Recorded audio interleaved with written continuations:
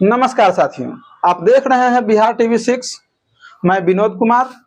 आइए आज हम आप लोगों को मिलवाते हैं भंते शांति मित्र से, जो प्रतापगढ़ यूपी से हैं।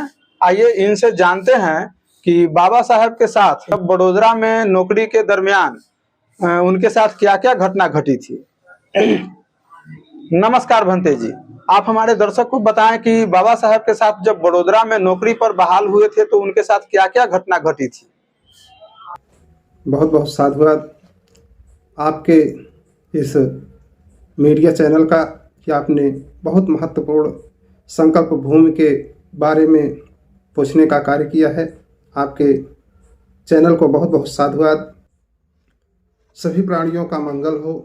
मैं भंते शांति मित्र, राष्ट्रीय धर्म प्रचारक, national and international Buddhist society, Maharaj Sayaji Rao Gaikwad की विदेशी उच्च शिक्षा की योजना के अंतर्गत बाबा साहेब ने भी अन्य 3 विद्यार्थियों के साथ अमेरिका से उच्च शिक्षा के लिए आवेदन करते हैं और बाबा साहेब अम्बेडकर को 11.5 पाउंड प्रति माह छात्रवृत्ति 3 साल के लिए 4 जून 1913 को 10 वर्ष की नौकरी रियासत में करने का इकरारनामा के साथ मंजूर की। इस प्रकार 15 जून 1913 से 14 जून 1916 तक की समय सीमा निर्धारित की गई। बाद में छात्रवृत्ति 1 वर्ष के लिए अंतर्गत 14 जून 1917 तक के लिए बढ़ा दी गई। इस प्रकार बाबा साहेब अम्बेडकर ने विदेश में कुल 4 साल का समय शिक्षा अर्जित करने में लगाया। 21 जुलाई 1913 को बाबा साहेब अम्बेडकर न्यूयॉर्क अमेरिका पहुँचे। 28 जुलाई 1913 को उन्होंने कोलंबिया विश्वविद्यालय में एमए में दाखिला लिया। अमेरिका और लंदन, इंग्लैंड में 4 साल तक उच्च शिक्षा एमए पीएचडी की डिग्री प्राप्त की। छात्रवृत्ति समाप्त होने पर लंदन से एमएससी और डीएससी की अधूरी शिक्षा को बीच में छोड़कर पुनः विश्वविद्यालय से अधूरी शिक्षा को 4 साल में पूरी करने की स्वीकृति प्राप्त कर 21 अगस्त 1917 को बाबा साहेब अम्बेडकर लंदन से बम्बई पहुँचे। डॉक्टर भीमराव अम्बेडकर अपने आने की सूचना महाराज सयाजी राव गायकवाड़ को भेजकर बड़ौदा के लिए रवाना हुए। महाराज का आदेश था कि एक सेवक अर्थात कर्मचारी उन्हें लेने स्टेशन पहुंचेगा। बाबा साहेब अम्बेडकर रेलगाड़ी से नियत समय पर पहुंचे। वह घंटों वहां पर इंतजार करते रहे मगर उनको लेने के लिए कोई नहीं आया।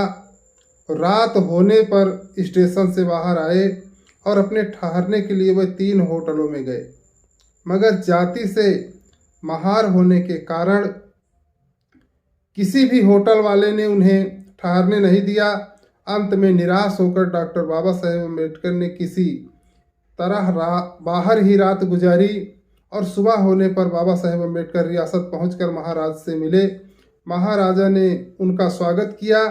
उनकी योग्यता से प्रभावित होकर महाराजा ने उन्हें राज्य का सैन्य सचिव पद में सेना सचिव बनाया और बाबा साहेब अम्बेडकर कार्यालय में वित्तीय व्यवस्था भी संभालने लगे।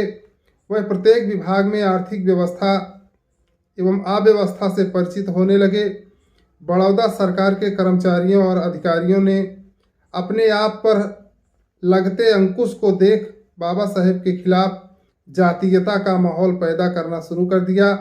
बाबा साहेब अम्बेडकर की जाति महार होने की खबर सचिवालय के कर्मचारियों को भी मिल गई, जिसकी वजह से पूरी बड़ौदा शहर में उनको अपमानित करने का माहौल तैयार किया गया। चपरासी भी उन्हें फाइलें हाथ में देने की बजाय दूर से फेंक कर ही देता था और कहता था कि महार का हुक्म हम नहीं मानेंगे।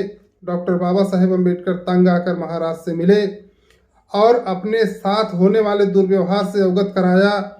इस पर अपनी असमर्थता प्रकट करते हुए महाराजा ने कहा, हमने सबको कहा तो है पर सवर्ण हमारी आज्ञा का पालन नहीं करते।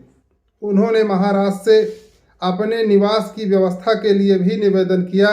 महाराज ने कहा, इस पर विचार किया जाएगा। जब भीमराव अंबेडकर को संपूर्ण बड़ौदा रियासत में रहने के लिए किसी भी होटल और हॉस्टल में जगह नहीं मिली, तब अंत में वह मजबूर होकर अपने आप को एक पारसी एदल सोराब जी के नाम से एक पारसी धर्मशाला में 2 रुपये प्रतिदिन के किराए पर रहने लगे। और डॉक्टर बाबा साहेब अम्बेडकर को ये जो युक्ति है, वह युक्ति ज़्यादा दिन तक चल ना सकी।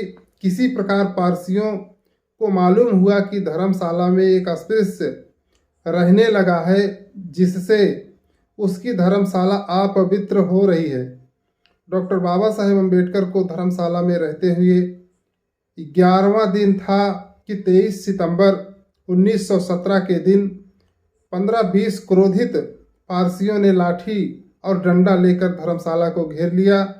बाबा साहेब अम्बेडकर के साथ भीषण अभद्र व्यवहार करके धर्मशाला को 8 घंटे के अंदर खाली करने एवं चले जाने को कहा। इन लोगों ने बाबा साहेब अम्बेडकर का सामान भी निकालकर फेंक दिया। इस प्रकार भीषण सामाजिक विषमताओं, अस्पृश्यता, ऊंच नीच के भेदभाव के कारण अपमानित व निराश होकर बाबा साहेब अम्बेडकर ने अपनी नौकरी से त्यागपत्र देकर बड़ौदा छोड़ने का निर्णय लिया। नौकरी से त्यागपत्र देने पर बंबई के लिए रेलगाड़ी लगभग 4-5 घंटे देरी से आने के कारण बाबा साहेब अम्बेडकर ने यह समय 23 सितंबर 1917 को एक सुरक्षित जगह एवं एकांत जैसा स्थान सयाजी बाग, कमेटी बाग, बड़ौदा के एक वट वृक्ष के नीचे बिताया। भूख प्यास से व्याकुल होकर वे वहां फफक कर रोते हुए चिंतन मनन करने लगे कि मेरे जैसे उच्च शिक्षा प्राप्त एवं विद्वान इस देश में इतना अपमानित है तो मेरे समाज के गरीब लोगों की क्या हालत होगी। तभी डॉक्टर बाबा साहेब अम्बेडकर ने यह संकल्प लिया कि मैं ऐसी व्यवस्था को बदल डालूंगा जिसके कारण देश भर में अछूत वर्ग गुलाम है। मैं शोषित समाज जो सदियों से सताया जा रहा है के उत्थान एवं मुक्ति के लिए जीवन भर कार्य करूंगा तथा सामाजिक विषमताओं को मिटाने के लिए आजीवन संघर्ष करता रहूंगा।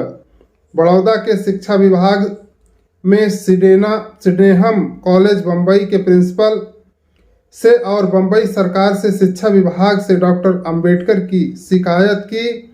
जब महाराजा सयाजीराव गायकवाड़ को अधिकारियों की इस करतूत का पता चला तो उन्होंने शिक्षा विभाग को कुछ भी ना करने से मना कर दिया।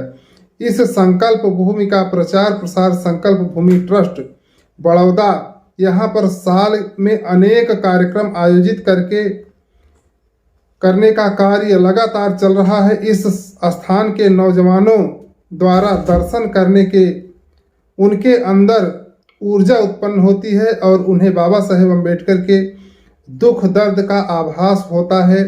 जब उस भूमि पर जो भी जाता है उसके अंदर के बाबा साहेब के दुख दर्द की घटना को याद करके इस देश से असमानता व गुलामी के प्रति उनके शरीर में जो खून है वह खून का संचार तेज हो जाता है।